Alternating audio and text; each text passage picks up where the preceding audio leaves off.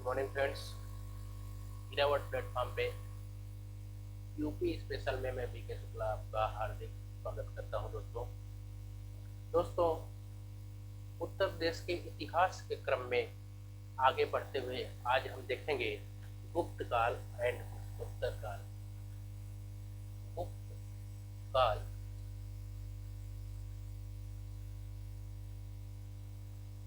और उत्तरोत्तर काल के बारे में हम जानेंगे।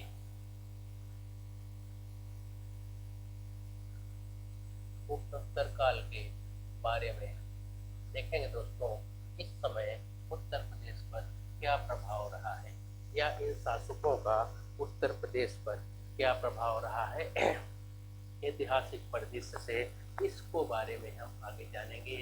हम उत्तर प्रदेश का एंशियंट इतिहास इस समय आगे क्रम में पढ़ते हुए चल रहे हैं और आज का हमारा क्लास गुप्त काल और उत्तर काल पे होगा। मित्रों, आपको बता देना चाहते हैं दोस्तों कि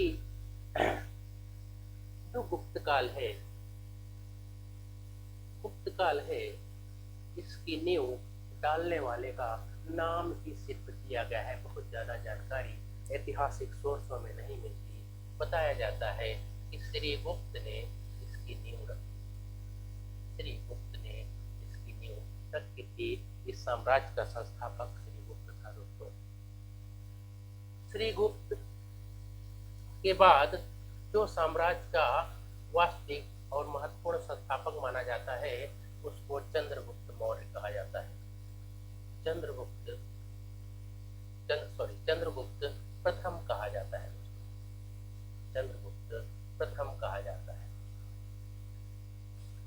अब चंद्रगुप्त प्रथम के समय में आपको बताएं तो राजधानी तो पाटलिपुत्र थी इनकी राजधानी दोस्तों, गुप्तों की राजधानी पाटलिपुत्र ही थी।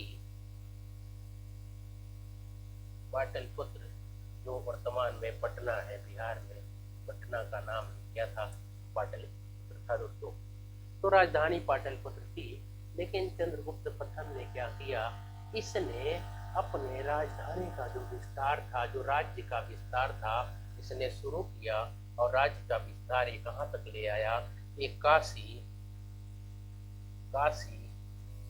से कौशल तक, काशी से कौशल तक विस्तार किया अपने राज्य का विस्तार ये कर देता है काशी से कौशल तक। इसके बाद उत्तर प्रदेश में इससे संबंधित और जानकारी, उत्तर प्रदेश से संबंधित वैसे तो आपको इतिहास वाले सर बताएंगे ही कि राजा रानी प्रकार का सिक्का इसने शुरू किया, राजा रानी चांदी का सिक्का इसने शुरू किया, राजा रानी प्रकार का, ये सब बताएंगे, है ना। तो ये इससे संबंधित नहीं है। तो उत्तर प्रदेश से संबंधित हम सिर्फ देख रहे हैं कि उत्तर प्रदेश से संबंधित क्या इतिहास है, उसको ही हम जानने की कोशिश कर रहे हैं दोस्तों। इससे पूरा इतिहास अगर यहाँ लेने लगेंगे तो इतिहास ही पढ़ते रह जाएंगे। इतिहास वाले सर बखूबी आपको सारी चीजें बताएंगे। तो उत्तर प्रदेश से इनका क्या रिलेशन है उतना है। तो उनका ये रिलेशन इतना था, इसने काशी से कौशल तक बढ़ा दिया था। नेक्स्ट इसका पुत्र आता है चंद्रगुप्त प्रथम का जो पुत्र होता है उसका नाम होता है समुद्रगुप्त। उसका नाम होता है समुद्रगुप्त। उसका नाम क्या रहता है दोस्तों? उसका नाम रहता है समुद्रगुप्त।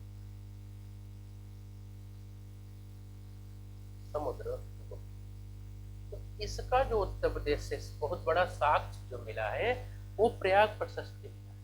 समुद्रगुप्त का जो प्रयाग प्रशस्ति है जो इलाहाबाद में है, प्रयाग प्रशस्ति जो ये लेख है प्रयाग प्रशस्ति का, इससे बहुत सारी जानकारी मिलती है समुद्रगुप्त के बारे में। तो समुद्रगुप्त दोस्तों इसकी जो 21वीं पंक्ति है, कौन सी पंक्ति है?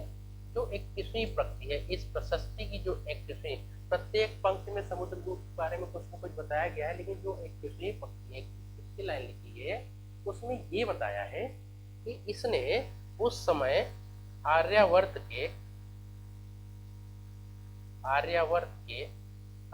मतलब भारत के टोटल मिला के आर्यावर्त के 9 राजाओं को हराया था। 9 राजाओं को हराया था। अब उन 9 राजाओं में इंपॉर्टेंट बात क्या है कि वो जो 9 राजा थे, उन 9 राजाओं में 4 राजा आपके कहां से थे? उत्तर प्रदेश से। वो 4 राजा कहां से थे? उत्तर प्रदेश। कहां से?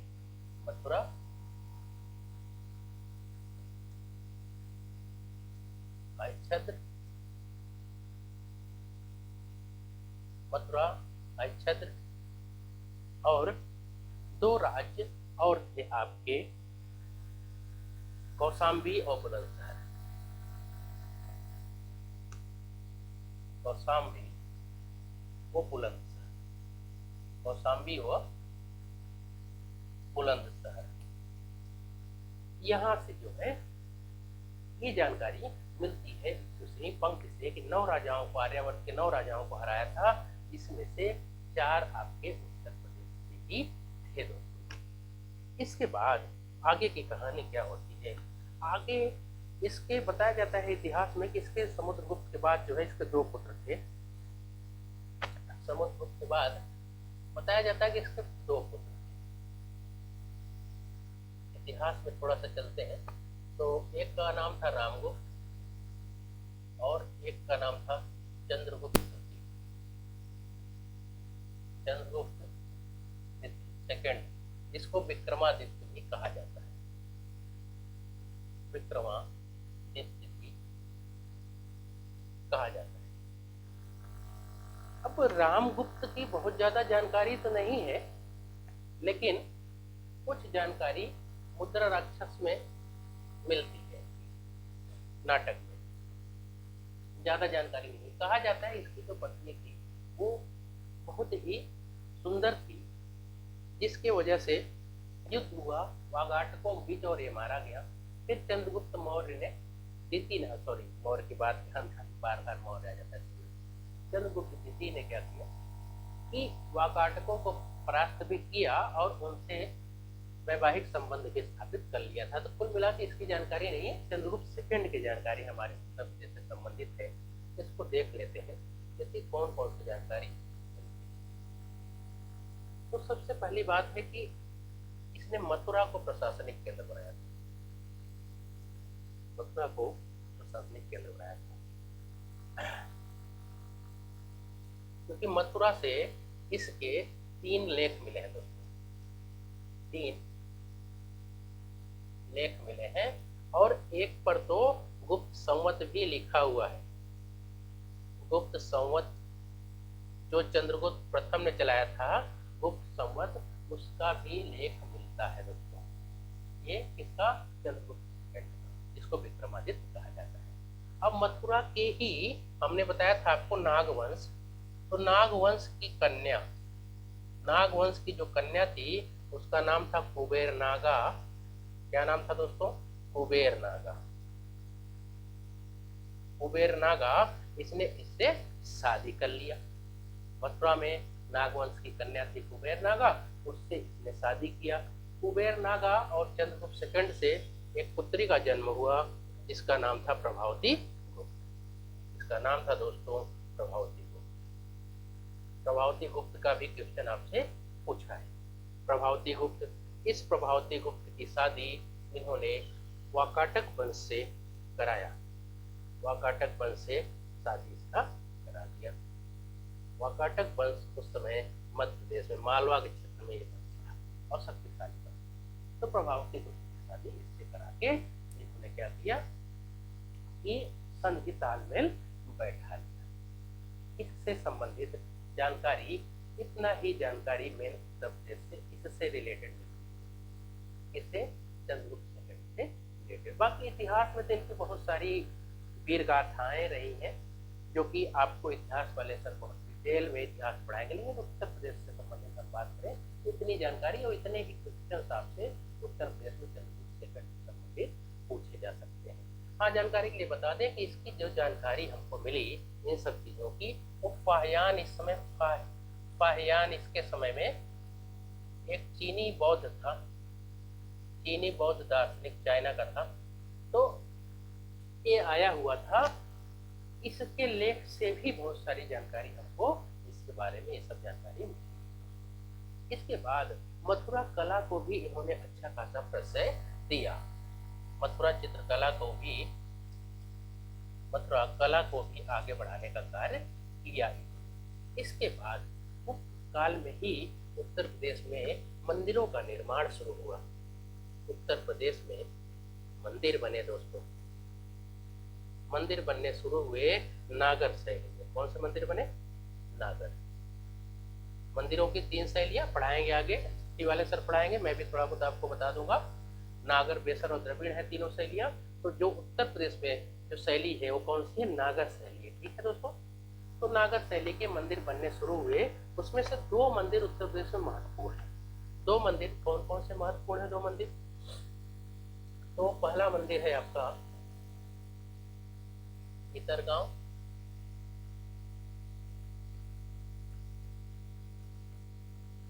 भीतरगांव का मंदिर। ये कहाँ पे है? कानपुर में, ईंट से बना हुआ है, ध्यान रखना, कानपुर में है। और दूसरा आपका अभी पिछले एग्जाम में आपसे पूछा भी था कि नेक्स्ट, अभी जो आपका पिछला एग्जाम हुआ था उसमें पूछा हुआ था कि पंचायतन शैली का उदाहरण, पंचायतन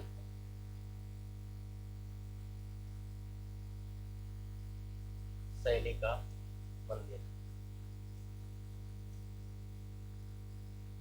मंदिर, पंचायतन शैली का मंदिर आपसे पूछा हुआ था दोस्तों।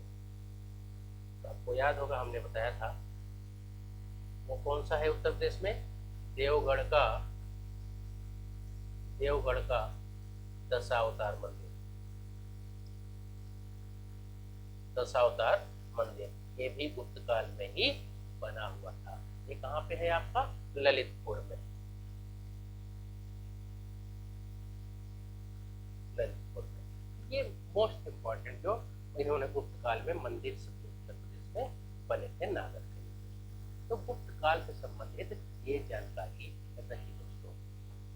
इसके बाद अब हम आगे बात करेंगे। तो आइए देखते हैं गुप्तोत्तर काल में कहानी क्या होती है, गुप्तोत्तर काल में कहानी कहाँ पहुंचती है।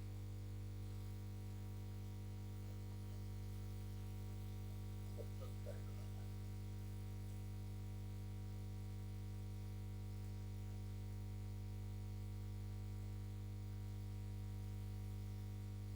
तो आपको बता दें दोस्तों कि जैसे ही गुप्तोत्तर काल शुरू होता है, इसके समय में उत्तर प्रदेश की जो बात करें तो उत्तर प्रदेश में छोटे छोटे बहुत सारे राजवंश उदय होने लगते हैं। उत्तर गुप्तकालीन शासन में, उत्तर गुप्तकालीन शासन में छोटे छोटे राज्य जब जन्म लेते हैं, उसी में से एक राज्य अपने उत्तर प्रदेश में रहता है कन्नौज। कन्नौज का, कन्नौज रहता है। और उस समय यहाँ का आपका जो शासक होता है, जो वंश होता है, उसको कहते हैं मौखरी वंश। क्या नाम होता है दोस्तों? मौखरी। मौखरी वंश का शासन उत्तर प्रदेश में स्टार्ट हो जाता है दोस्तों। मौखरी वंश का शासन स्टार्ट हो जाता है उत्तर प्रदेश में उस समय। ये मौखरी कौन थे? ये गुप्तों के सामंत थे। ये दोस्तों कौन थे? गुप्तों के सामंत थे, गुप्तों के सामंत थे। इनकी जानकारी कहाँ से मिली? ये साक्ष्य हरहा लेख से, हरहा लेख से इसकी जानकारी हमको मिलती है। हरहा लेख कहाँ, किस जिले में है? ये दोस्तों बाराबंकी उत्तर प्रदेश में, बाराबंकी उत्तर प्रदेश में हरहा लेख है। उससे हमको इस मौखरी वंश की जानकारी मिलती है। तो इसमें 4 राजा चार राजाओं की जानकारी मिलती है हरावंश में मौखरी लेख के। तो वो चार राजा कौन कौन से हैं? चार राजाओं की जानकारी मिलती है। चार राजाएं शुरुआती हैं हरिवर्मा, हरिवर्मा, आदित्य वर्मा,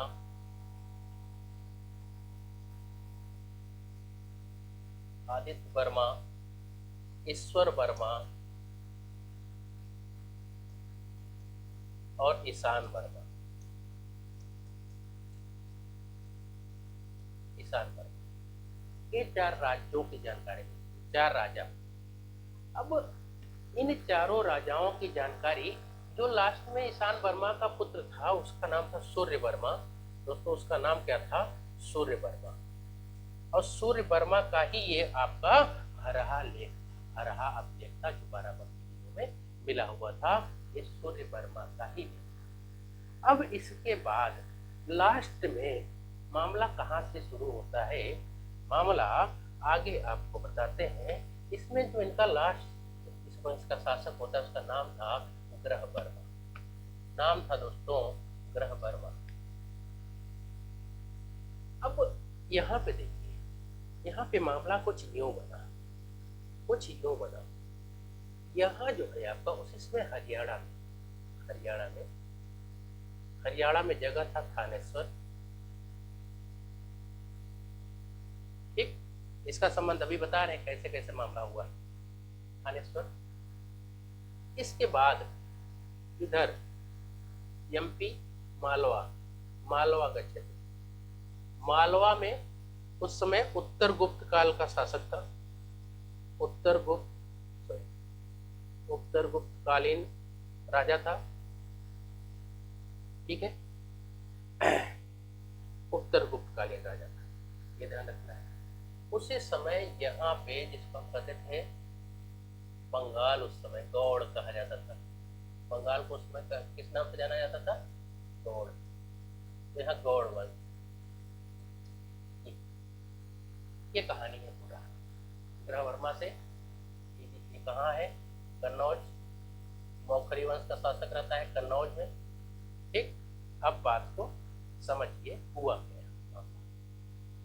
मामला ये हुआ, उत्तर गुप्त का जो शासक था उसका नाम था उपगुप्त, और यहाँ का जो शासक था उसका नाम था शशांक। अब देखिए, जो थानेश्वर की कहानी है, थानेश्वर की कहानी हम आपको बता दें कि इसकी स्थापना, जो थानेश्वर वर्धन वंश था, थानेश्वर में आपका जो वंश था वर्धन वंश, उसका संस्थापक था प्रभाकर वर्धन। कौन था? प्रभाकर।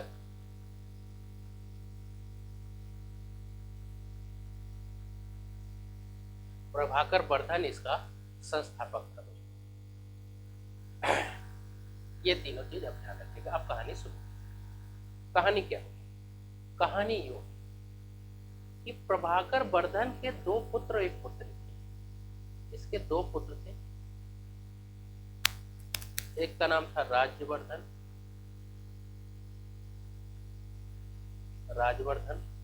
दूसरे का नाम था, बड़ा पुत्र था राजवर्धन, जो उससे छोटा था उसका नाम था हर्षवर्धन। थोड़ा सा यूपी से बाहर चल रहे हैं आपको समझाने के लिए कहानी हुई थी क्या। हर्षवर्धन क्योंकि यूपी का ये मेन टॉपिक है, कन्नौज। ठीक है दोस्तों, उस समय बहुत अपने आप में जो है एक फेमस राज्य हुआ करता था हर्षवर्धन, और जो पुत्री थी उसका नाम था राजश्री। पुत्री का नाम क्या था? राजश्री। अब मामला ये हुआ कि जो राजश्री थी उसकी शादी किससे कर दी जाती है? वह ग्रह ब्रह्मा से, शादी ग्रह वर्मा से कर दी जाती है। ठीक, इसकी शादी हुई, तदुपरांत क्या होता है, उसके पश्चात क्या होता है, इधर जो उपगुप्त जो है इस पे आक्रमण करता है। उपगुप्त ये आक्रमण करता है ग्रह वर्मा पर, और इसकी सहायता से, सहायता कौन किया? इसने सहायता की। इसकी सहायता से इसने आक्रमण किया और हत्या कर दिया ग्रहवर्मा। आक्रमण किया, ग्रहवर्मा की हत्या कर दी। ग्रहवर्मा की जब हत्या हो गई तो कन्नौज पे आधिपत्य जमाया। इधर राज्यवर्धन क्या करता है, यहाँ से चलता है इसका बड़ा बेटा और अपने जीजा का बदला लेने के लिए इसकी हत्या कर देता है। उपगुप्त की हत्या कौन करता है, राज्यवर्धन। इसने इसकी हत्या कर दी। अब मामला आया, अब राज्यवर्धन की हत्या कौन कर देता है, शशांक। देखिए लड़ाई चल रही है, इसकी हत्या कौन करता है, शशांक, जो गौड़ वंश बंगाल का शासक था। राज्यवर्धन की हत्या कर देता है। इसके बाद अब कहानी क्या बनती है, अब मामला आता है हर्षवर्धन का, जो मेन यहाँ पे बाद में कन्नौज का शासक। तो हर्षवर्धन ने क्या किया, हर्षवर्धन आता है कन्नौज पे, राजधानी थानेश्वर से कन्नौज लेके आता है। कन्नौज अपनी राजधानी स्थापित करता है कन्नौज में। इसके बाद इसको पराजित करके इसकी हत्या करता है, मारता है इसको, शशांक को। इसके बाद उस समय क्या हुआ, जो राजश्री थी, जब इसका पति मर गया तो इसको बंदी बना लिया गया था, और बंदी होने के बाद वो जेल से भागी और जंगलों में चली गई। अब जंगल में जब हर्षवर्धन आया तो इसको जब जीता तो अपनी बहन की खोज में लग गया। अब भटकते रहे, खोजते रहे, तो ये राजश्री इनको कहाँ मिली, तो विंध्याचल का जंगल था। विंध्याचल का जंगल जो आपका इस समय जो है, यूं कह लीजिए ये पूरा चंबल घाटी, ये जो झांसी वासी का बेल्ट था इसमें। तो इसमें एक साधु बताया कि आगे जंगल में कोई स्त्री अपनी चिता जला के समाधि लेने वाली है। फिर इसके हर्षवर्धन और उसके सैनिक वहां पहुंचते हैं, देखते हैं तो उसकी बहन थी, और उसको बचा के लाता है और उसको ही उत्तराधिकारी बनाने की कोशिश करता है। ठीक है दोस्तों, तो ये पूरी कहानी थी इतिहास कन्नौज। कन्नौज का इतिहास था। अब नेक्स्ट वीडियो में हम बात करेंगे आगे, नेक्स्ट वीडियो में, क्योंकि लंबा होता जा रहा है क्लास, तो उसको भी ध्यान रखना है। नेक्स्ट क्लास में हम बात करेंगे, अगले क्लास में, कि अब हर्षवर्धन ने क्या क्या किया अपने राज्य में। इसके बाद उसी को उपरांत ये भी बात करेंगे कि जो विपक्षी संघर्ष हुआ, उसी क्लास में डिस्कस करेंगे, वो किनके किनके बीच हुआ और क्यों हुआ। तो इसको हम नेक्स्ट क्लास में बात करेंगे दोस्तों। नमस्कार दोस्तों, जय हिंद दोस्तों।